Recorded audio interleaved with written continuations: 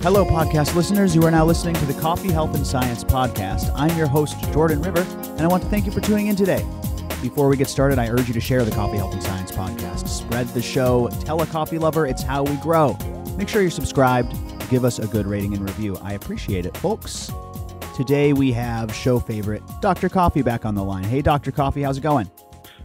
Jordansky, how are you? It's another day above ground, living the dream, my friend. I'm doing good, man. I got my Purity coffee. I'm on decaf today, doing kind of every other day thing. Excuse me, frog in my throat.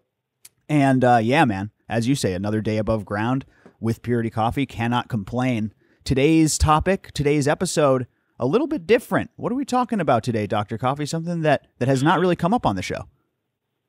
Well, you know, it's the health and healing podcast here, so I thought we'd explore essential oils and what they are and how they're used in aromatherapy, and I thought we'd just talk about that.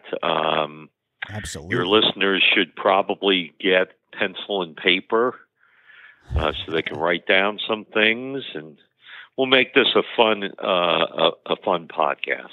Awesome, man. I'm so excited. Let's dive right in. My understanding is that there's actually a lot of research behind aromatherapy for a wide variety of different, uses and curing, helping different ailments. But I'd like to kind of start from the beginning of what you know as far as aromatherapy, its effectiveness, and how it works. Great question. So, first of all, we may have some studies now confirming aromatherapy and its uses, or essential oils and their usage, but it goes back a long time in history. Right. I mean, we start looking at the Egyptians about 4,500 years ago, wow, or 4,500 BC actually is more. That's about 6,000 years ago or something. Yeah, so they used it in cosmetics. They used aromatherapy in hygiene practices, and we all know about mummies, right? Right. So ancient Egyptian culture is noted for their use in scented oils in their practice of mummification. Doesn't surprise me. Wow. Yeah. And then if we move on to the Chinese, essential oils were used as far back as 2697 during the reign of Huang Ti, who was the Yellow Emperor. Wow. And he wrote an herbal book that featured more than 400 plants. And it really is one of the oldest surviving medical books in ancient civilization. Right. And China now is the largest producers of essential oils in the world. Wow. I know there's a deep history there. That's amazing. And the history doesn't stop there. If you look at India 3,000 years ago, they adopted aromatic oils as part of the Vedas literature. Oh, which I know you're kind of an expert in. I don't want to overstep my bounds, but that's kind of your thing, right? Yeah, it is. I really, one of my first studies was in ancient Indian medication, homeopathy, and Ayurveda. So wow. I got my use out of learning about the Vedas. Plus, I've been meditating since 1968, so, I'm into all that. That's right. Yeah. So they used about 700 different substances, and it's been written up in the ancient works of India. Three of the big ones were ginger, sandalwood, and cinnamon. Oh, interesting. So, yeah. And then finally, and if we look at ancient writings, the Greeks began using essential oils on the European continent. Hippocrates, who was the father of medicine, gained knowledge from India of more than 300 plants that he used in the treatment of Roman soldiers. Wow.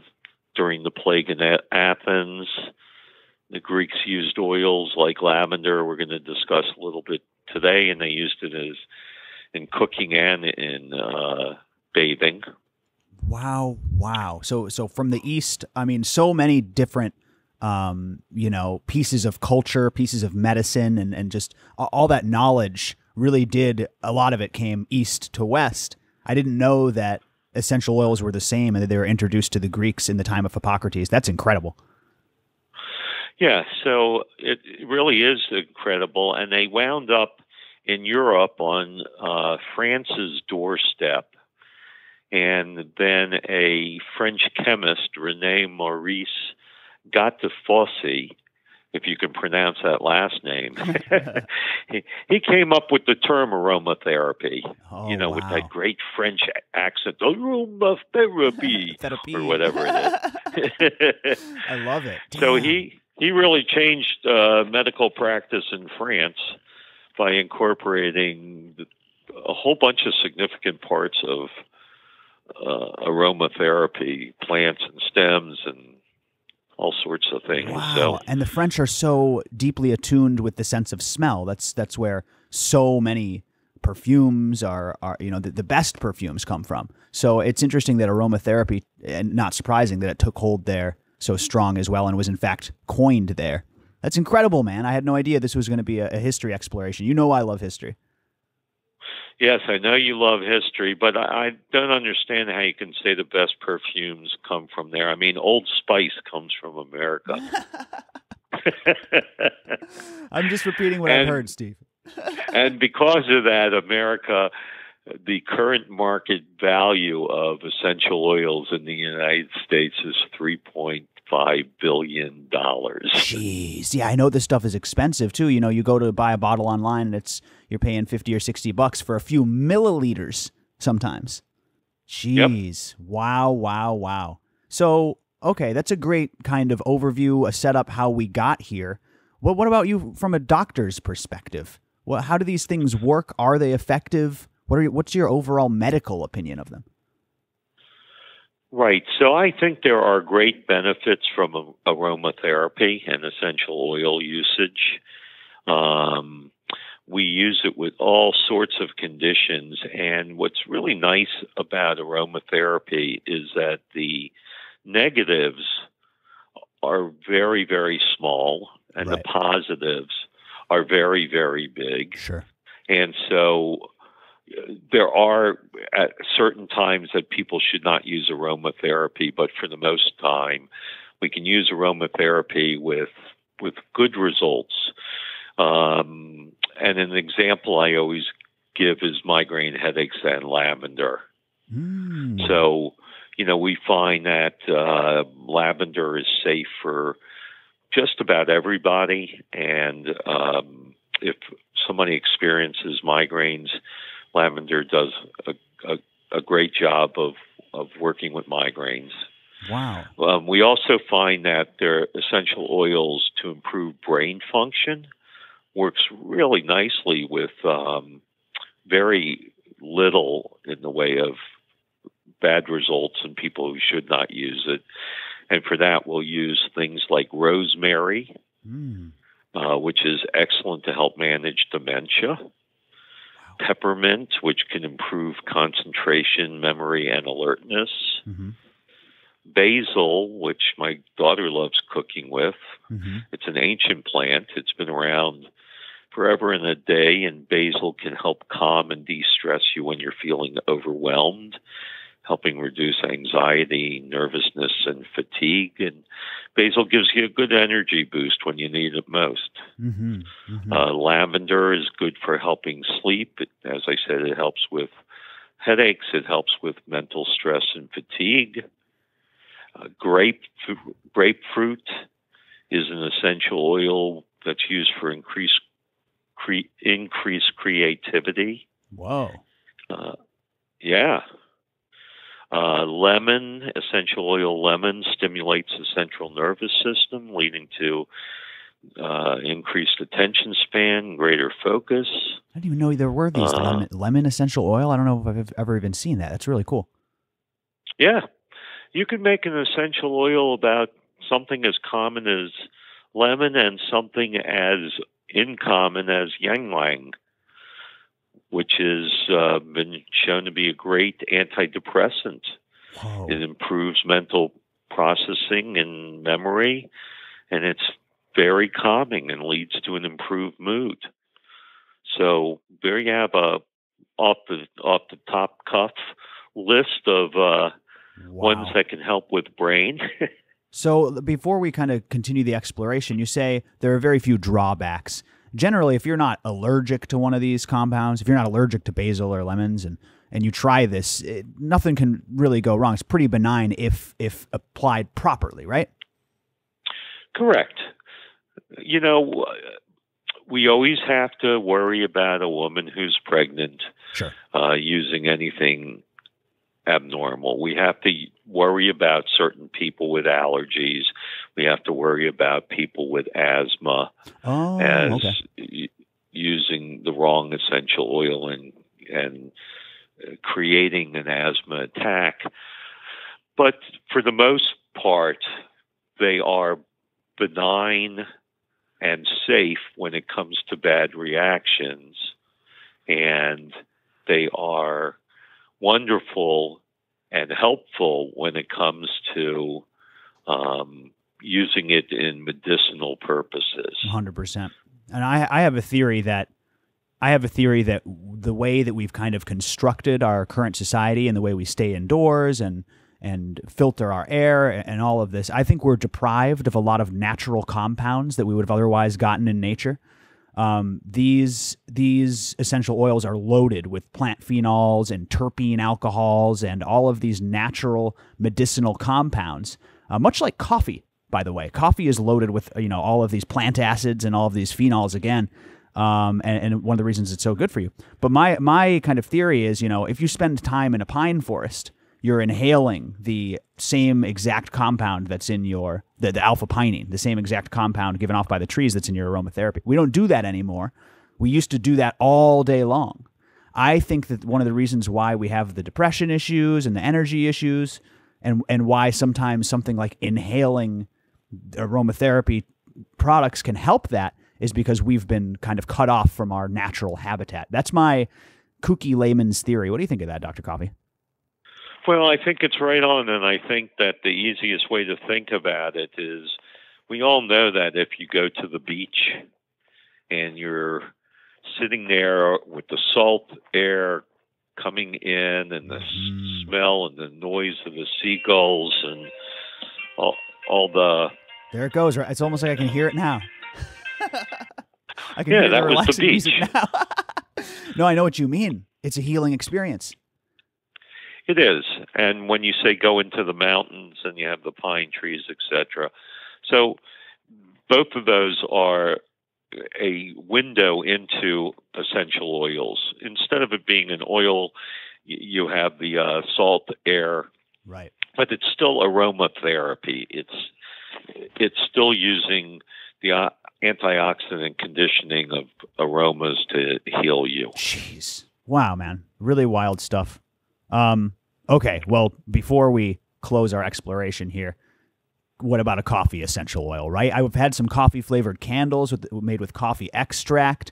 How can we harness the power of coffee and synergize it with the school of aromatherapy? That's a great question. So I hope everybody has their pencil and paper, as I said at the beginning of this, because we're going to talk about coffee as an essential oil. Just close your eyes for a minute and smell your freshly brewed pot of coffee. Smelling my cup right now, actually. I know, right? Even my wife, who, I don't know why I stayed married to her because she doesn't drink coffee, but some chasms you have to cross, right? But even she says, I don't drink coffee, but I love the smell of coffee. Sure. I hear that a lot. Yeah. So coffee is magical, and we can make an essential oil from coffee. And I'm going to go through how you do it in just a minute. Jeez. So first we have to know that there are a couple of different ways of making essential oils. One of them is with distillation, like steam distillation. Mm-hmm. And the other is cold pressing. Oh, right. Like a coffee. Exactly. Exactly. And then you use a carrier oil.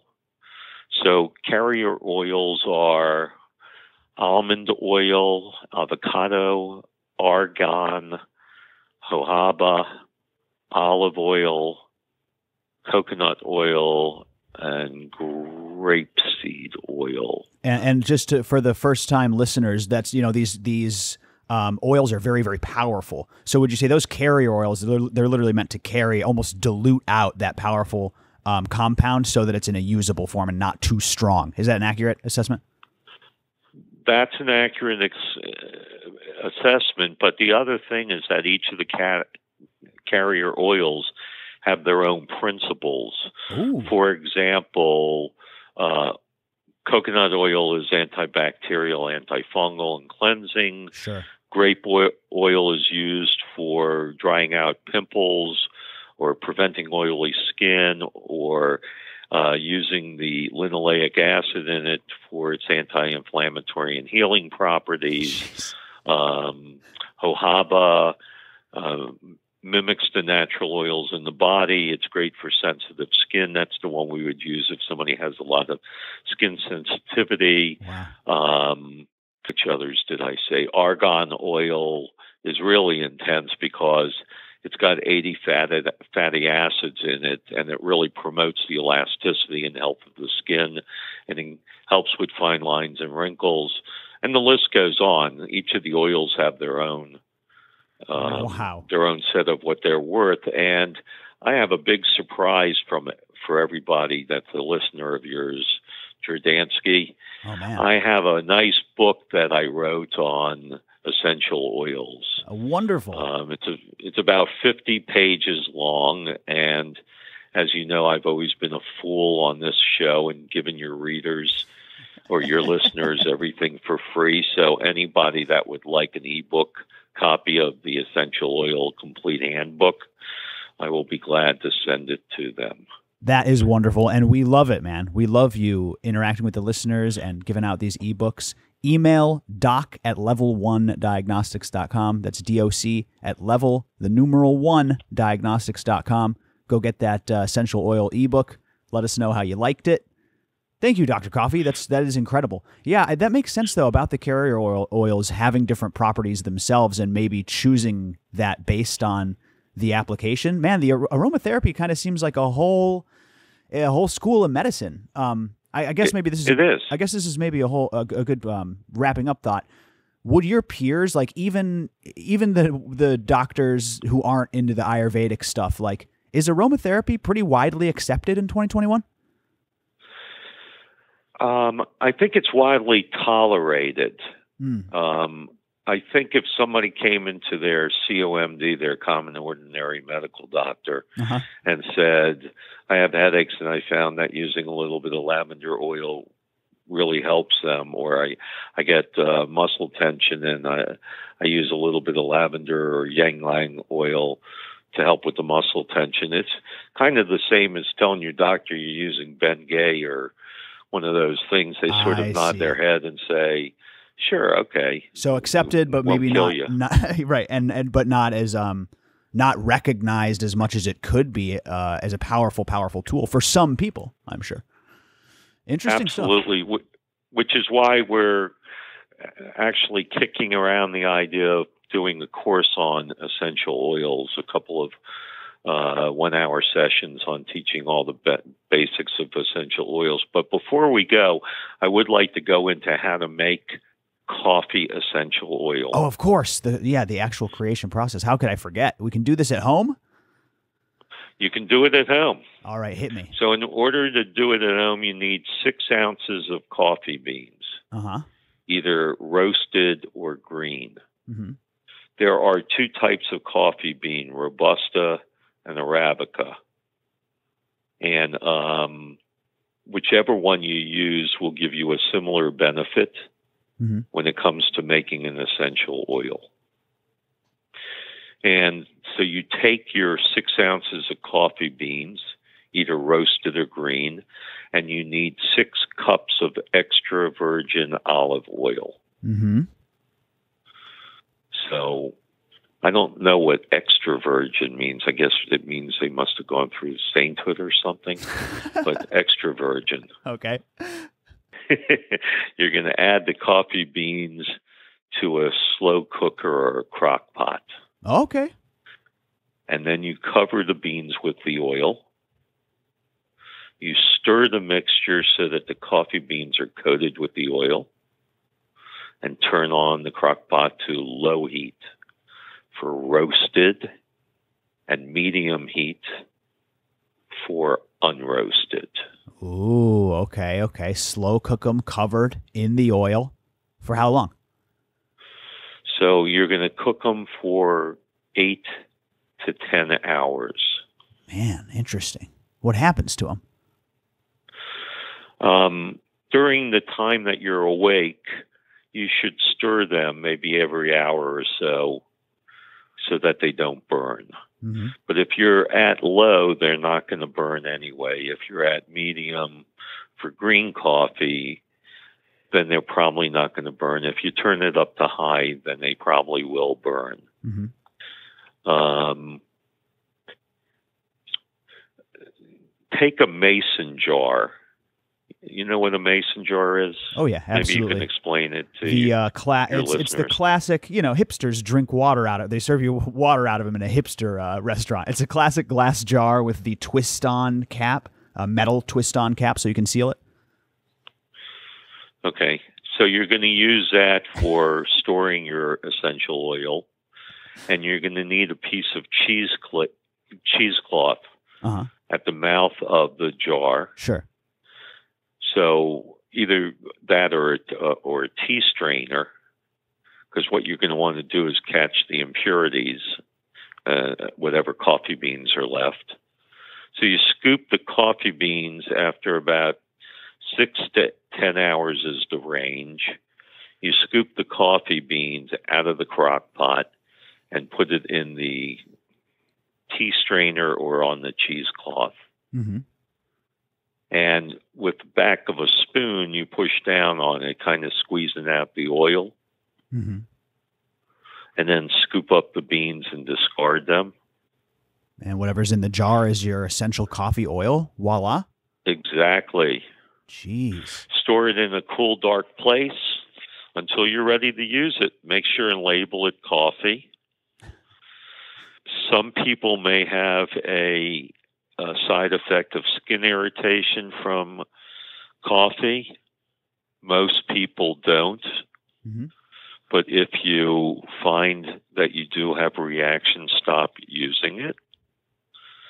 Very, very few people have an allergic reaction.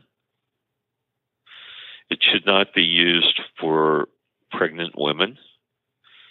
And it probably should not be used for children because there is caffeine in the essential oil. Whoa. Have you done this process yourself? Yeah. That's incredible. Of course, I do everything with coffee. So does it smell like coffee when you open the jar of liquid? Absolutely. If it doesn't smell like a cup of coffee, you didn't do it right. Whoa. And you can diffuse it just like any other oil and it'll make your house smell like coffee? Yep. God damn. Yeah, you get yourself a nice little dropper and you can, add it to things. In fact, you can make blends with it. I use a blend with sandalwood. I use a blend with vanilla. I do a blend with cocoa. Wow. Wow, man. I like it. Cheap, easy, at-home coffee essential oil recipe. Really interesting stuff. Let me give your listeners a couple of things to do with it. Sure. You can dilute a few drops with a tablespoon of a carrier oil and massage it into muscles and joints. Mm-hmm.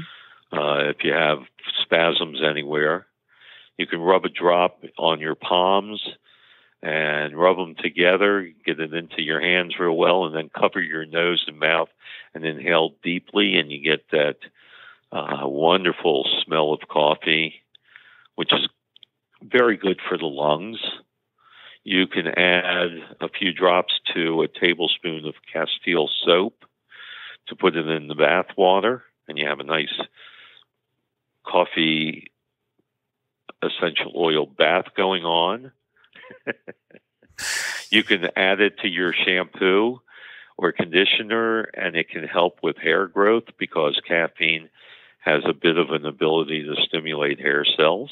Ooh, interesting.